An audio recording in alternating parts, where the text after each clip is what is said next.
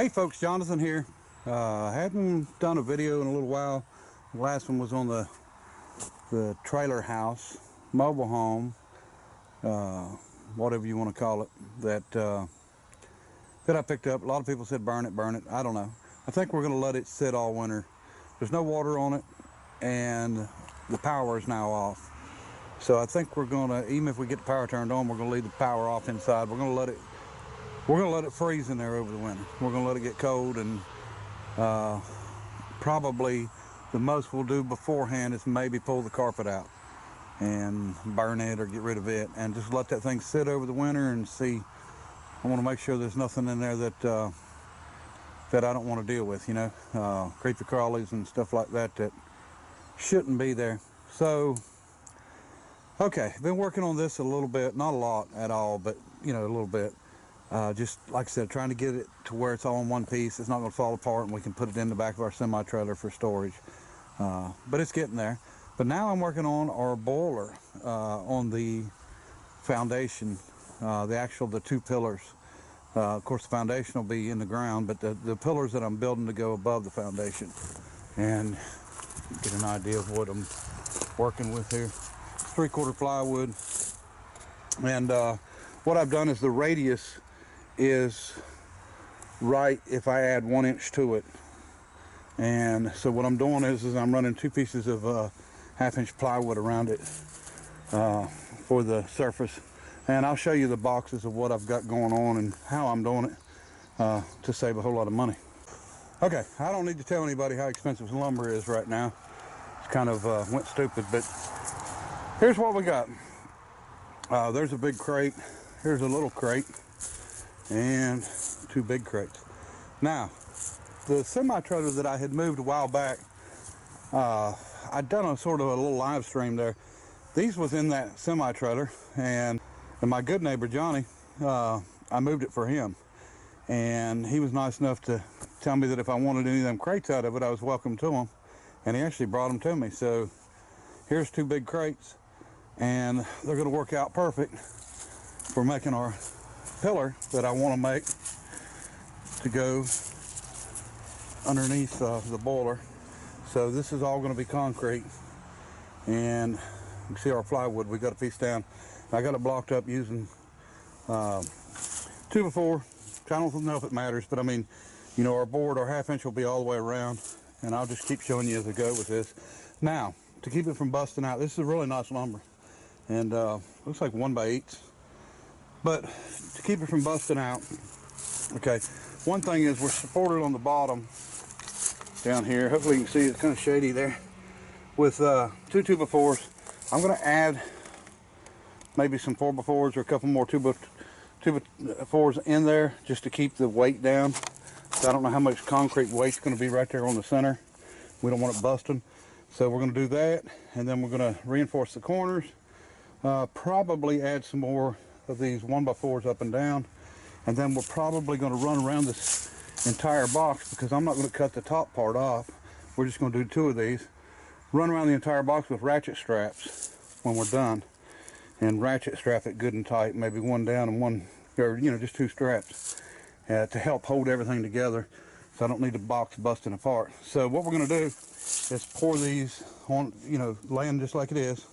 We get it to the top, get it leveled off. I've got one of the vibrators you can put in to vibrate it down, get the air bubbles and stuff out. And then we'll level it off and then just let it sit.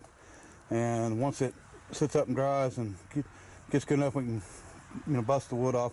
I think linseed oil, bowl of linseed oil is what they put on it, on the wood, to try to, I think, maybe release it a little better. All right, folks, got one of them pretty much done, all but reinforcing we're going to have to do. But this part is looking good. I think it's going to be plenty strong enough. Should be able to do it. All right, so I'm probably going to post this video long before I get to pour, because it's going to be next week before I can get a concrete truck and get the footings ready and all that. So anybody's got any tips, let me know. Besides the fact that I know I have to strengthen this up a lot, but that's not an issue. Screws, some wood, and maybe 2 ratchet straps around the whole box. help hold it all together. So this is strong enough. That's all 3/4 stuff, well, top and bottom, and 1 inch there. So that's strong enough, but this just I'm afraid it'll come apart, especially these corners. So anyway, yeah, so we're gonna keep at it. I've got to do this one next. Got everything cut out for it. I just got to get to work on here, see what we can get finished up and figured out. Okay, folks, got her done, both of them, except for the reinforcements. We got the part done that we wanted to get done, and it's going to be the right radius and all that good stuff. So what I need is maybe some suggestions, because the video is going to be out before I do this pour, and I got some little issues like down here. You know, there's a little bit of a gap there, a little over 1/8 inch. Do I need to close that up with something? Do I need to put a piece of tape around it or anything like that? I know concrete's not, you know, it's all not going to go through the crack. I understand that, but you know, how sealed up does this stuff have to be? Never done this before, so any suggestions on that, or suggestions on putting on the surface to make it release better? I think I can shake all the air out with that vibrator. So we figured out, or I figured out, that this is it's about 2 foot by 4 foot. I figured it's from here to there is 20 inches.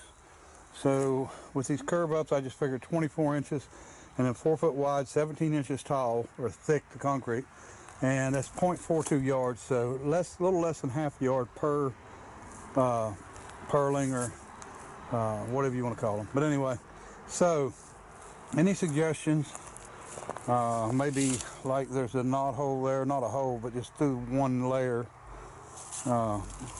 Nothing major, but anyway, maybe somebody can help me out. I don't know if there's a particular way that, you know, people do this stuff or not. But anyway, I think this will work no problem. I'm gonna get them, like I said, I'm gonna put another 4x4 directly down the center across. There's one there and there's one there, but we're gonna put one more down the center just for my, so I don't have to worry about it, because I don't need it breaking out one of these pine boards. And then, like I said, supported around it between the cracks. I've already started putting screws in where the nails are, because nails will pull.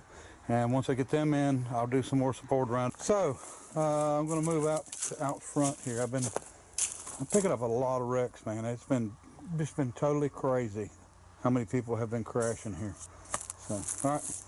Okay, so luckily everything I've gotten here lately, people haven't really been too hurt. So we got one here that's head on. The other car crossed the line and hit this one. So, you know, people talk about being in the shop and working on stuff, and you know, working with a wrecker and how dangerous it is and all that. The most dangerous thing I think a man can possibly do is get in the car and drive it down the road, because, you know, you're passing 2 or 3 foot by another car that's doing 60.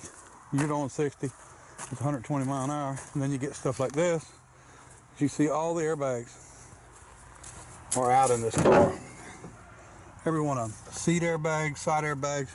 There's some knee bags. Well, this one don't have knee on this side. It does on the driver's side. But steering wheel, dash. So all these airbags come flying out, including the back ones. And all they hit was a deer.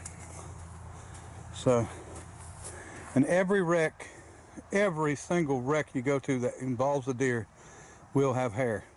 Never seen one that didn't. So if you just look around a little bit, you'll find there's some hair, there's some hair, right here.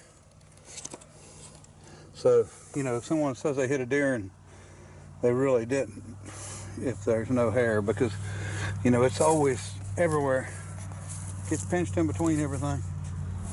So anyway, that's terrible that a car nowadays can't take a hit from a deer at all. All right, so here we got another one. This person was sitting still at a light and got hit in the back. Luckily, the girl was actually here today and she wasn't hurt that bad. That's amazing. Shoved the rear end up, knocked her into the red light post, and knocked the actual red light down, or the traffic light. And then we got this crash landed here on my property. Now this is my glider I've had for a long time. I cleaned up out here, moved a lot of stuff around. I'm not done yet. I'm actually gonna clean this up and put some gravel out here. I had 2 semi-trailers, a school bus, a bunch of other stuff out here, and we're slowly moving it around, moving it to the back of my property. And I decided to put my plane together. I think I'm gonna put Santa Claus in it. And this was seized property, so this was either drug seizure or it was tax seizure. But I bought it at an auction, at a state auction. And so this is the first time it's been together. And I like letting my grandson play, so he's been playing with it in and out, and he's ran up and down the wings on it. So I don't plan on flying it unless I can get somebody to come by with a long rope and a fast truck. It's 50 something feet, 54 feet wingspan. It's wide. So here's another one that I picked up today. Was it yesterday? I think it was, well, in the middle of the night. So this one he ran off the road and rolled it, and he's got a couple broken bones, but I think he's going to be okay. So what a mess. Anyway, this is just part of them. Some's been picked up, and some, well, I think I've still got some up the other driveway. I got them all over the place here. I'm moving them around into the storage lot now, so let me get that done. Okay, folks, looks like we've got it about finished up. Only thing I got to do, like I said, I want to run one more 4x4 up under, and each spot, so there's not as much there.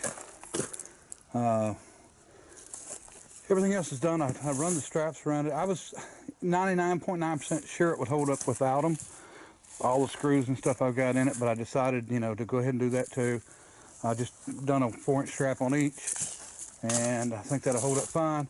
So boiled linseed oil is the only thing I know of to put on the inside, so if there's something better than that, let me know.